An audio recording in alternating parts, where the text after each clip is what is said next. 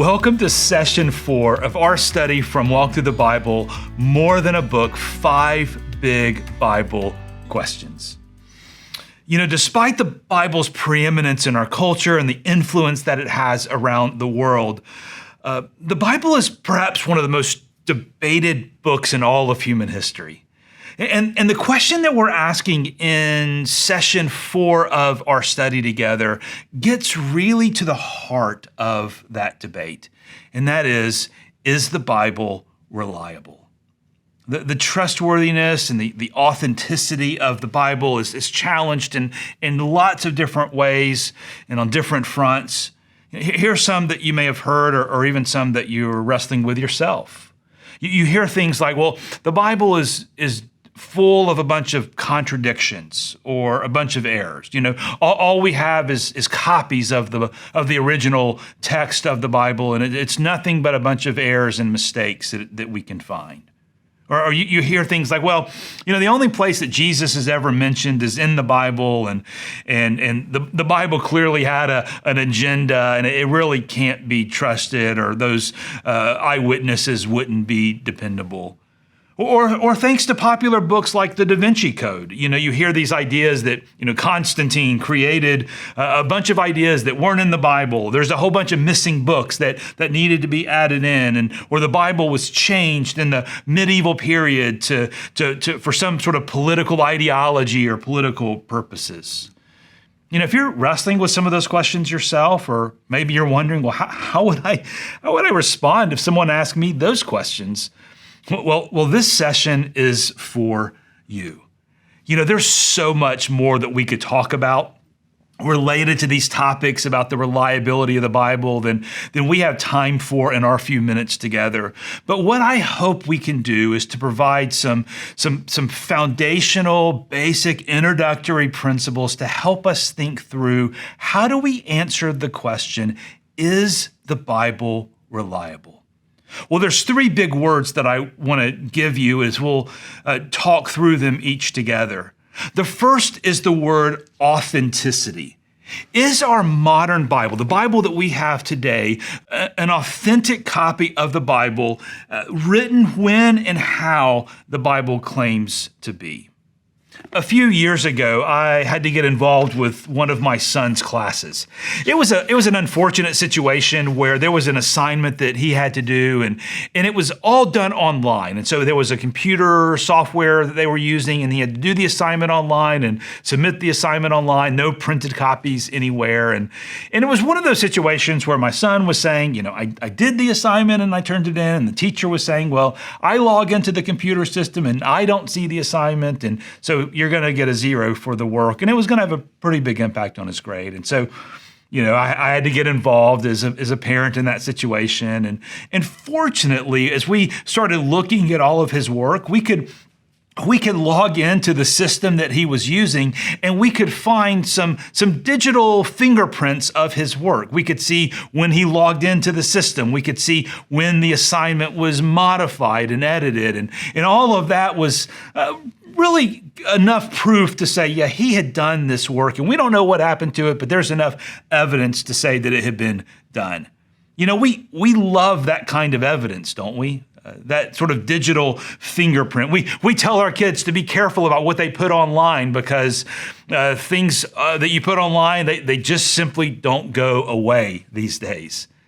If that's our framework, it can be difficult to think about ancient texts, especially texts that are thousands of years old. I mean, think about how different the ancient world was related to writing. The ancient world was primarily an oral culture. Things were told, stories were told more than they were written. The availability of materials to write in, the knowledge to write in was the exception and not the norm. I mean, think for us, we write everything down. It's nothing for us to get a piece of paper and scribble something down, even to be thrown away later. That's not the way in which the ancient world worked. If we try to apply our 21st century experience as a rule for the authenticity of first century documents, it's going to lead to frustration And it may even lead to some bad conclusions. But having said that, let me be clear. There is overwhelming evidence to claim the authenticity of our Bibles. Well, how do we do that? Well, let's think about what we have. What do we have relative to the Bible? So the original versions of the books of the Bible have been lost. What we have are copies. So in the ancient world, copies of the biblical books were done by scribes or by others who were copying and then recopying the Old Testament and the New Testament. A letter might have been written, and then someone would copy the letter before it was passed on to preserve a copy. And those copies were copied, and that's what we have. We don't have the original text, but we have copies of the original text. And that's true not just of the Bible. That's true of ancient writings in general. We don't have preserved copies of ancient text. We have copies of those ancient texts.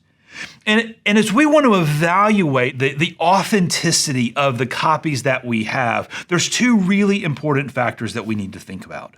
The first is, how old are the copies? So you could assume that the older a copy is, or the closer a copy is to the writing of the original document, the more authentic it would be. So if the oldest copies we have are farther away from the original, then that gives more chance for there to be changes and modifications and differences that were created.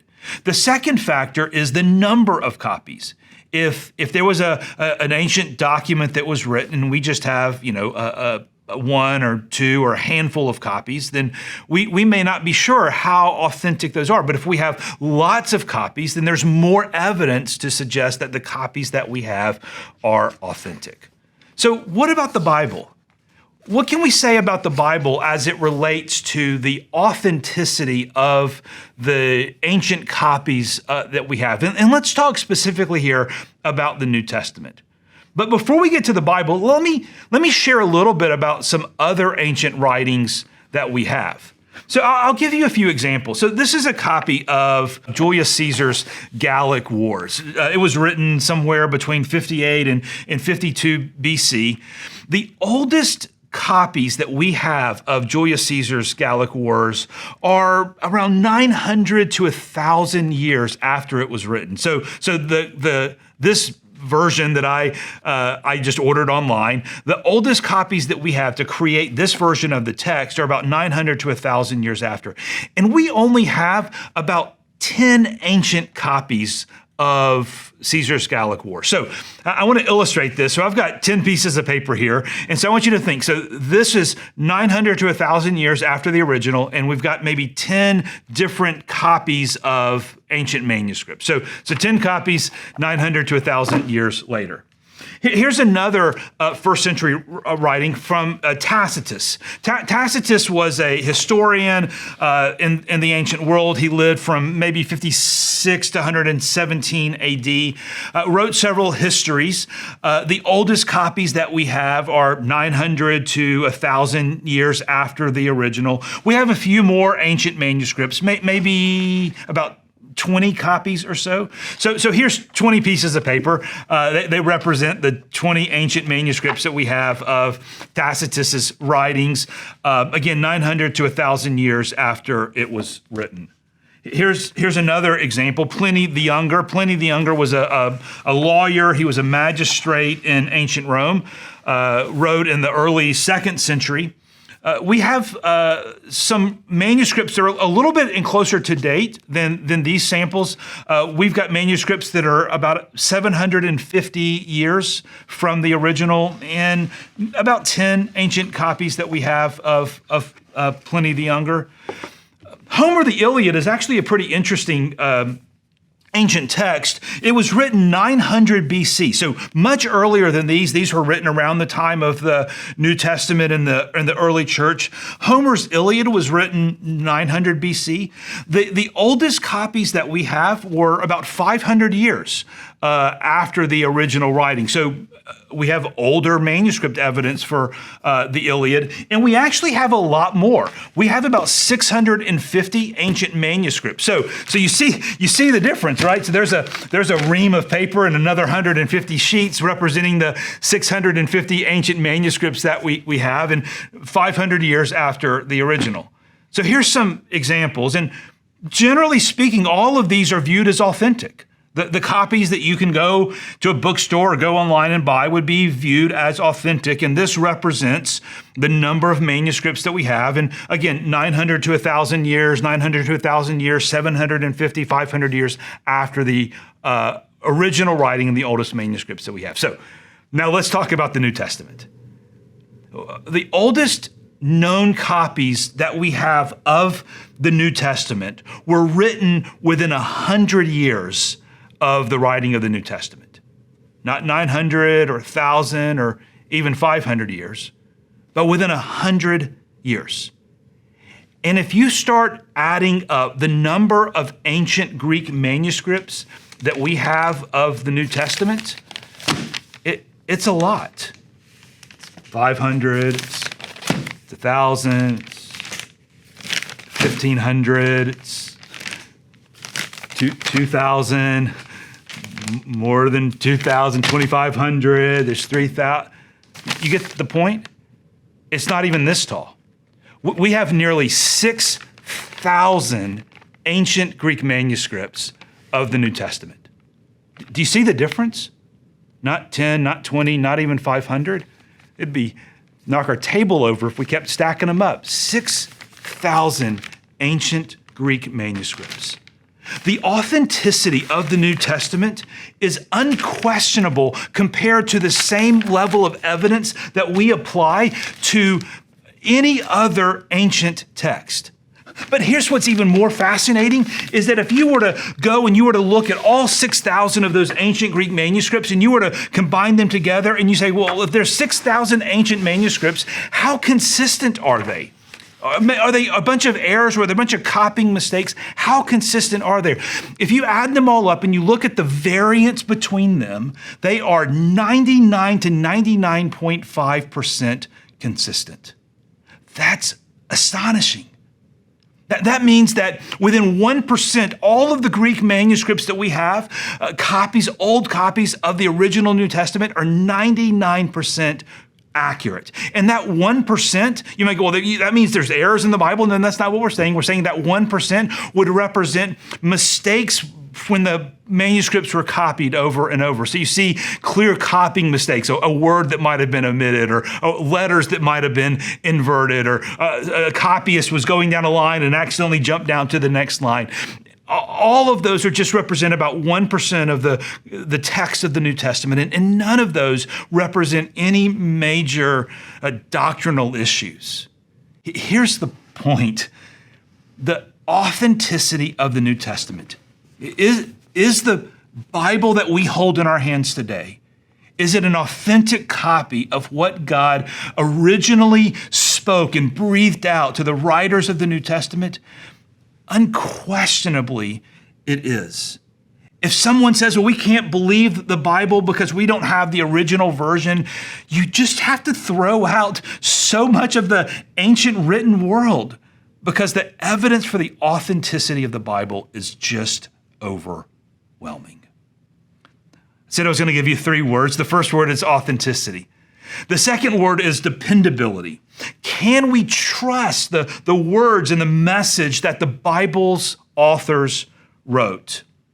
So you could say, well, the Bible's authentic. It's an actual copy. But the authors, they were lunatics. They were crazy people, and we can't really trust their words. They're not dependable in what they were writing. You know, often you hear some common objections around the dependability of the Bible, especially the New Testament, to say things like, well, it's a bunch of contradictions, or the New Testament writers, they were biased. They had an agenda. They had a purpose in what they were writing, and they weren't being dependable witnesses of what they had seen. You know, I think there's a couple of things that we can say. First, I would say that there's just simply no reason to distrust the authors of the New Testament. The New Testament writers, they wrote, they were either eyewitnesses or wrote very soon after the events that they were describing took place. But you also have to think about who these New Testament writers were. You know, we often hear that the New Testament writers were biased, and they were just trying to support a cause that they believed in. Think about the New Testament writers. They had everything to lose as they recorded the things that they had witnessed. When they wrote the New Testament and those documents were circulated out and they were claiming that they had seen a resurrected Jesus, it led to their persecution. It led to loss of home and family. It led to, in many cases, it led to their own death. They would not have held fast to something that they believed to be a lie if it was going to lead to the loss of everything, including their own lives. They were incredibly faithful in what they were preserving. They had everything to lose. But they believed in what they saw, and they recorded the truthfulness of what they had witnessed. There's also a remarkable consistency in the Bible. From Genesis to Revelation, though it covers a period of time of 1,500 years, you can trace key themes that are present in different books written by different authors, written over thousands of years. There is a remarkable consistency in the Bible. We said the Bible is authentic. We said the Bible is dependable. I'll give you one more word, and that's historical. You know, is the Bible consistent with other historical sources, such as written works or even archaeology? You know, sometimes people say, well, the only place that you ever hear about Jesus is in the Bible, and that's, you know, so you can't really trust that there was this historical Jesus that lived. And that's actually not true. There are ancient sources that were not Jesus followers who reference Jesus or who reference the early church. Josephus, who was a first century Jewish historian, he wasn't a believer in Jesus as the Messiah or the Savior. He references a historical Jesus that lived. There are at least four non-Christian ancient Roman writers, Tacitus and Pliny the Younger. We referenced their works a few minutes ago. Both of them speak about a person named Jesus and the church and the following that they had gathered around them. There is extra biblical evidence, non-New Testament evidence in ancient history, written words that speak to the historical Jesus. And then you look at archaeology. Every year, archaeology continues to support the story of the Bible. And discovery after discovery after discovery simply says that the history that the Bible tells is the history that's found in the archaeological world. And we could say so much more about all of these topics. What I've wanted to do is to just simply give you some foundational understanding of how we answer this question: is the Bible reliable? We've just scratched the surface, but here's what I know to be true: that there is overwhelming evidence to support the reliability of the Bible. I want you to believe that when you hold this book in your hands, and you open it up and you read it, and you try to listen to the words of God, you hear the voice of God speaking in the pages of Scripture, you can have confidence that this is not a copy that was changed and modified. It's not full of a bunch of errors and contradictions. It's not a fairy tale that was made up by people in the first century. Now, this is truth. And all of the evidence that we could find would support its reliability. And I want you to believe and have confidence in the reliability of this book that we hold, that God wrote to us. Well, we've come to the end of session 4. Your turn now. I hope you are taking the time to jump into those discussion questions, study them, reflect on them yourself, talk about them in your small group. And I do want to challenge you to keep faithful in reading the Bible. Maybe you're working through the 40-day Bible reading schedule with us. It's not too late to start. Don't miss an opportunity to let God speak to you in His Word. Thanks for joining us for session 4. We'll see you for one more session in session 5. See you soon. God bless.